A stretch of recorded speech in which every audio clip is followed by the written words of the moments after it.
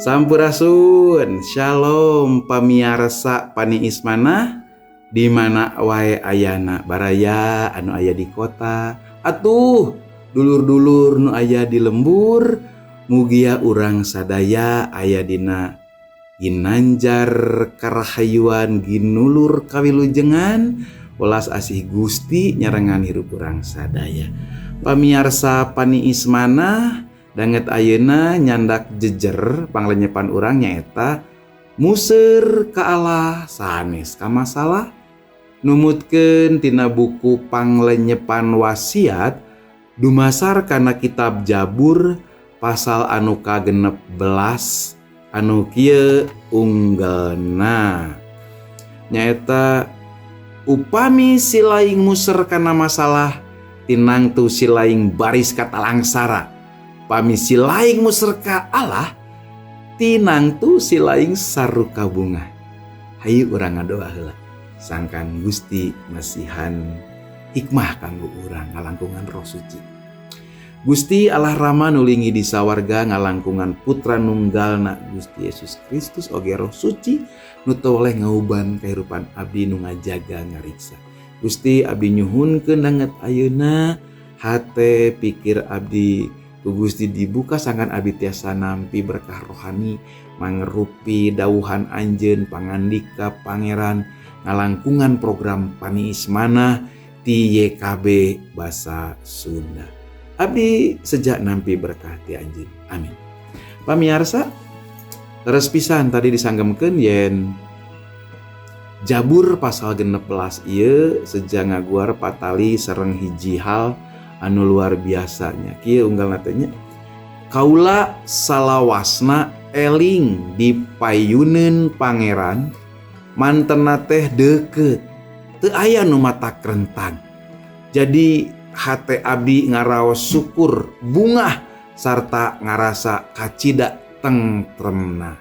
Ta eta Jabur pasal anu ka-16. Pamirsa, tadi di awitan abdi ngabuka ku hiji kata kalima anu bijak tadinya. No tadi kau bisa sanggamkeun nyata upami silaing museur kana masalah tinang tu baris kata langsara.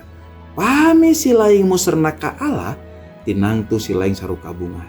Pamirsa, dina nyang hareupan kahirupan urang teh tiasa milih kanggo museur kana masalah anu nuju karandapan ku urang gitu nya.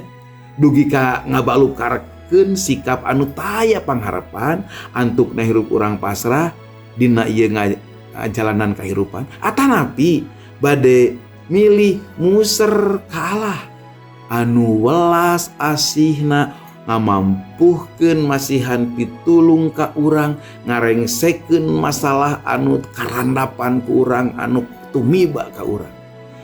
Pamirsa dina kitab Jabur pasal 16 ieu ningalikeun kumaha harita Raja Daud langkung milih museur ka Allah di satengahin naon rupi pasualan kahirupanana.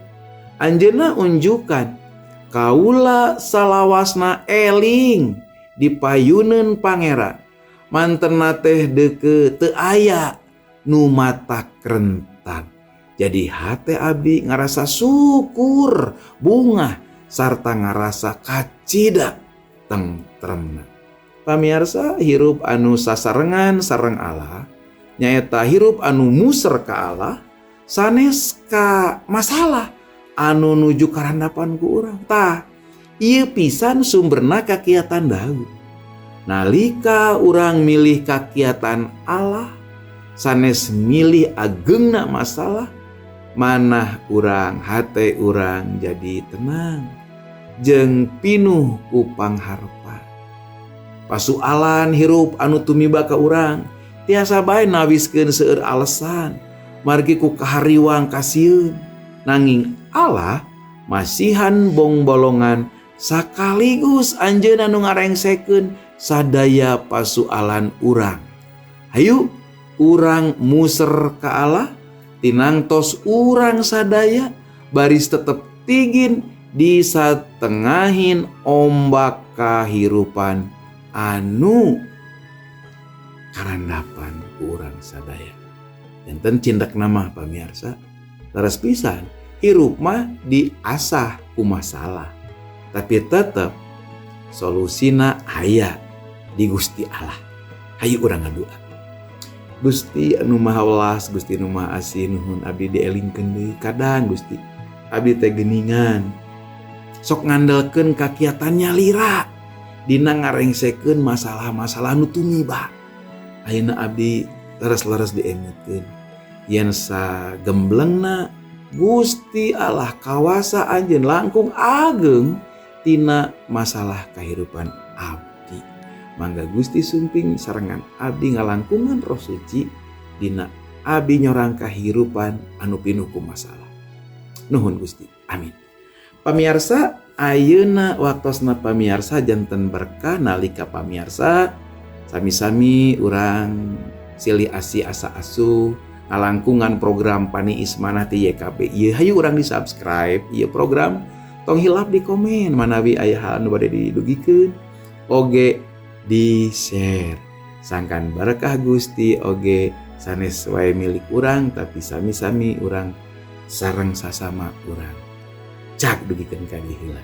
Hatur nuhun, Gusti ngaberkahan, mulus rahayu, berkah salam. Hatur nuhun.